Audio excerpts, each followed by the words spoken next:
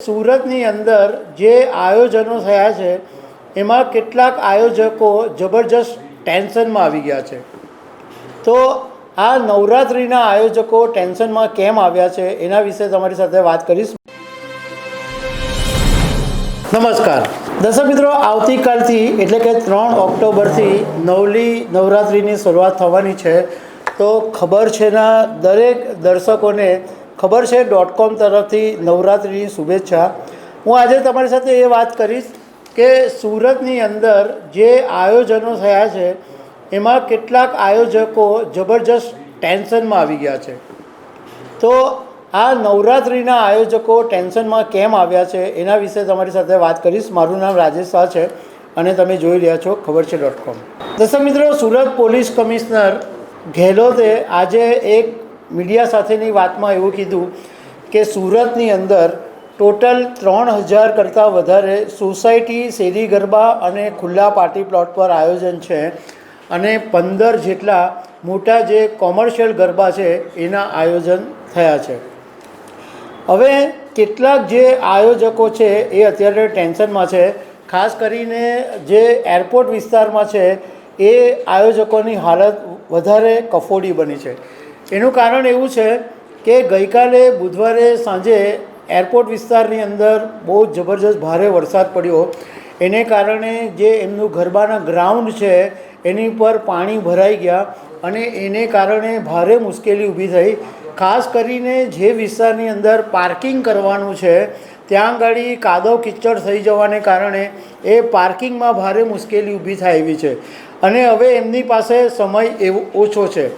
ગઈકાલે અમે G9ના આયોજક હિરેન કાકડિયાને ફોન કર્યો. એમને એક ઇન્ટરવ્યૂ માટે વાત કરવાની હતી, પરંતુ હિરેન કાકડિયાએ કીધું કે હમણાં મારા ગ્રાઉન્ડ ઉપર બહુ જ પાણી ભરાઈ ગયું છે એટલે હું જબરજસ્ત ટેન્શનમાં છું. તો એરપોર્ટની જ સામે બીજું એક રાસલીલા ગ્રુપ દ્વારા પણ આયોજન કરવામાં આવ્યું છે.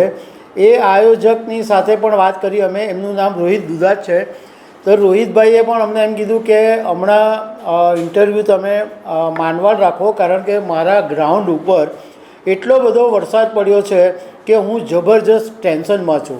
તો બીજી તરફ VR મોલની સામે જે ગ્રાઉન્ડ ઉપર સુવર્ણ નવરાત્રિનું આયોજન કરવામાં આવ્યું છે એવું કહેવામાં આવે છે, એવી ચર્ચા છે કે સુવર્ણ નવરાત્રિના આયોજકોએ તો નવરાત્રિ 2 દિવસ માટે પોસ્ટપોન કરી દીધી છે. એટલે 3 તારીખે એ લોકો શરૂ નથી કરવાના, એને બદલે 5મી ઓક્ટોબરથી નવરાત્રિની શરૂઆત સુવર્ણ નવરાત્રિની કરવામાં આવશે અને એ 12 તારીખે પૂરું કરવાને બદલે 2 દિવસ વધારે લંબાવશે. 14 તારીખ સુધી ગરબા થશે.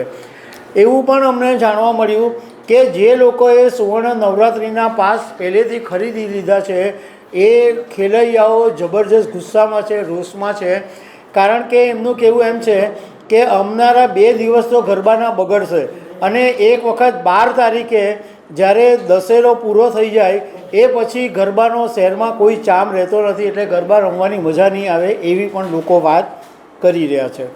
બીજી તરફ અમુક આયોજકોએ પહેલેથી એવી ગોઠવણ કરેલી હતી તો એમને મુશ્કેલી નથી ઊભી થઈ. ખાસ કરીને પાલ વિસ્તારની અંદર જે યશવી નવરાત્રિનું આયોજન છે એમાં એ લોકોએ પહેલેથી વરસાદ આવે એનું ધ્યાનમાં રાખીને પહેલેથી જ ડોમ બનાવી દીધેલા, એટલે ત્યાં આગળ એમના જે ગ્રાઉન્ડ છે એમાં કોઈ મુશ્કેલી અત્યારે નથી આવી રહી. પરંતુ બીજા જે સોસાયટીઓ કે ખુલ્લા પ્લોટ પર કે જે શેરી ગરબા થવાના છે એને થોડીક મુશ્કેલી પડે કે કદાચ ગરબા વખતે વરસાદ પડે. જોકે બીજી તરફ ગુજરાતના હવામાન વિભાગે ગઈકાલે એવી વાત કરી હતી કે 5 ઓક્ટોબરે ગુજરાતમાંથી વરસાદ છે એ વિદાય લેશે. કચ્છ, સૌરાષ્ટ્રમાંથી તો ઓલરેડી વરસાદે વિદાય લઈ લીધી છે, પરંતુ સાથે સાથે હવામાન વિભાગે એમ પણ કીધું છે કે દક્ષિણ ગુજરાતની અંદર કેટલીક જગ્યાએ છૂટો છવાયો વરસાદ પણ પડી શકે છે.